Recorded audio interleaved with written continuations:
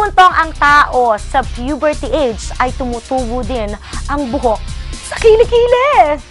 Kasabay nito ang pagkakaroon ng hindi kagandahang amoy na tinatawag nating body odor o mas simpleng katawagan, ang heat. Kapag hindi ito nalunasan, even the most ordinary things ay magiging mahirap para sa iyo. Tulad na lamang ng paghawak sa handrail ng MRT, jeep or bus, at kahit na pagtabi sa iyong crush. But you can't live with your hands pinned to your sides forever. Don't worry dahil bibigyan ko kayo ng tips on how to combat body odor or ang heat. Unang-una, practice good hygiene.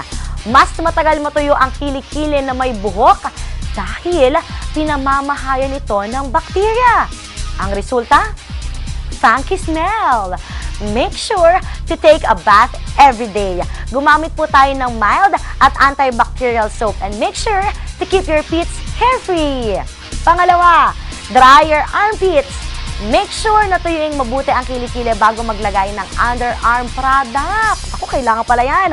Iwasang scrub upang hindi po ito ma-irritate ang iyong balat. At syempre, choose the right product. Ang pagpili po ng tamang produkto ay makatutulong upang maiwasan ang pagkakaroon ng amoy.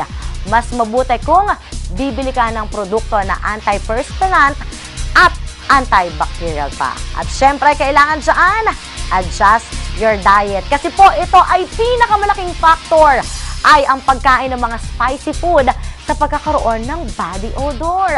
Kaya naman hanggat maaari ay iwasan ito. At drink water.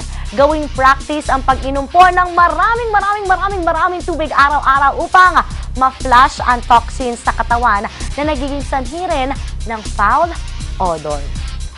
Ang body odor ay madaling labanan kung magiging malinis lamang tayo sa ating katawan.